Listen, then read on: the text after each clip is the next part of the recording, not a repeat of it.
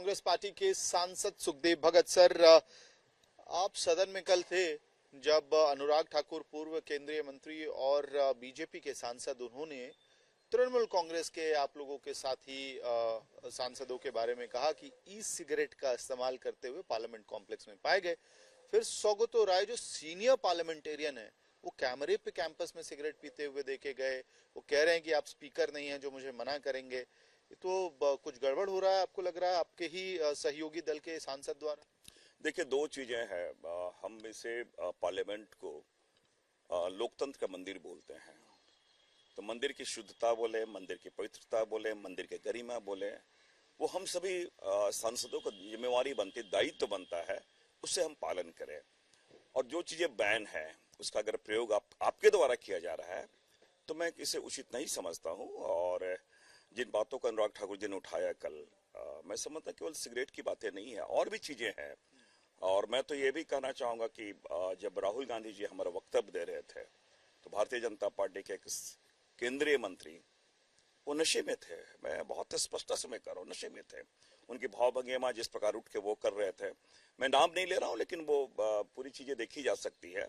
मैंने तो कहा भी था दबे जबान से कि अगर इनका टेस्ट कराया जाए तो इस प्रकार के कृत्य किए जा रहे हैं तो ये सदन की गरिमा के प्रतिकूल है। फिर ये कहा जाएगा कि आप लोग सिगरेट के सामने कुछ और दावा कर दे रहे हैं अपनी कमी को छुपाने के लिए। मैं दावा की बात नहीं करूं। मैंने अगर ये अवमूल्यन हो रहा है, अगर इस प्रकार की चीजें सदस्यों के द्वारा किया जा रहा है तो इस पे रोक लगनी चाहिए। और कल स्पीकर साहब ने बहुत क्लियर कट उन्होंने कहा, तो मैं इस बात को मैं आज भी मैं मानता हूं कि जो सांसद है उनकी स्वयं की जिम्मेवारी बनती कि ऐसा कोई कृत्य ना करे जिसके कारण संसद की गरिमा प्रभावित हो, उसको यह गरिमा मतलब नीचे जाए, या आप ऐसा कोई काम ना करें जो चीजें प्रतिबंधित है उसका प्रयोग करें। सर, एसआईआर पे लगातार आप लोग, समाजवादी पार्टी, सबको यही मांग कर रहे हैं कि बहुत आनन फानन में हो रहा है, लेकिन अब फिर से जो सेकंड फेज का एसआईआर था उसमें इलेक्शन कमीशन ऑफ इंडिया ने एक्सटेंशन दे दिया है। तो आप लोगों की बात एक तरह से खारिज होती हुई दिख रही है।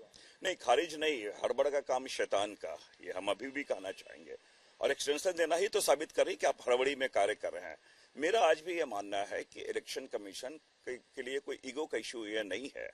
और लोग अगर मान लीजिए सुसाइड कर रहे हैं या किसी की अगर जान जा रही है, जिस भी कारण से जा रही है, तो वर्कलोड काफी है, उन चीजों को भी देखना चाहिए। क्या हमारे बीएलओ हैं या जो इस प्रकार के कार्य कर रहे हैं, जो जमीनी स्तर पे कर रहे हैं, उनकी क्या भूमिका होती, कैसे उनको मैं समझता हूँ राहत दी जाए, और पूरी प्रक्रिया को इस प्रकार इतना दबाव में ना डाला जाए और ऐसा ना किया जाए कि ये एक लोगों के लिए एक परेशानी के कारण बन जाए।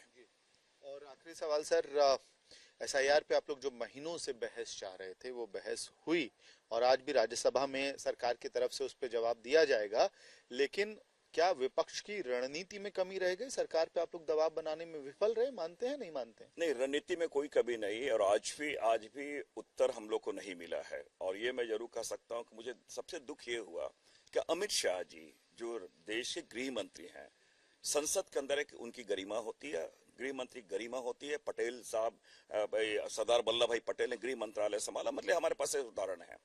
लेकिन उनकी पूरी भाव भंगिमा या जो प्रदर्शन था उत्तर से हट के, वो एक बोलना चाहिए कि जो निम्न स्तरीय था, वो धमकी भरे अंदाज में बोल रहे थे।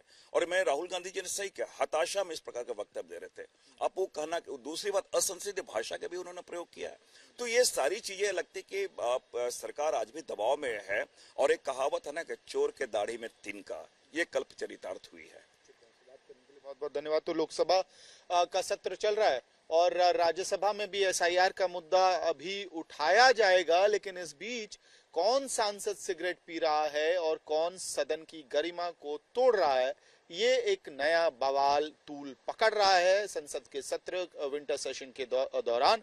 और कल सौगतो राय का सिगरेट पीने वाला विजुअल आया, तो अब कांग्रेस पार्टी की तरफ से भी कहा जा रहा है कि ऐसा कोई भी कृत्य कोई सांसद ना करे जिससे संसद की गरिमा कम हो। वीडियो सहयोगी लोकेंद्र पांडे के साथ मैं भारद्वाज, दिल्ली, आज तक। जैसे कि मैं सो रहा हूँ तो पिताजी को जगाना है मुझे, तो वो डायरेक्ट उठाने के बजाय, और हिंसा की परंपरा मेरे यहाँ नहीं थी सौभाग्य से, तो वो क्या करते थे कि उस कमरे में आ जाएंगे या बाहर से गुजरेंगे और चौपाई बोलेंगे, प्रात काल उठ के रघुनाथा मात पिता गुरु नावही माता। कभी कभी मैं गुस्से में उठ करके, अरे पापा चरण स्पर्श किया और सो गया। मैंने कहा अब मत उठाना।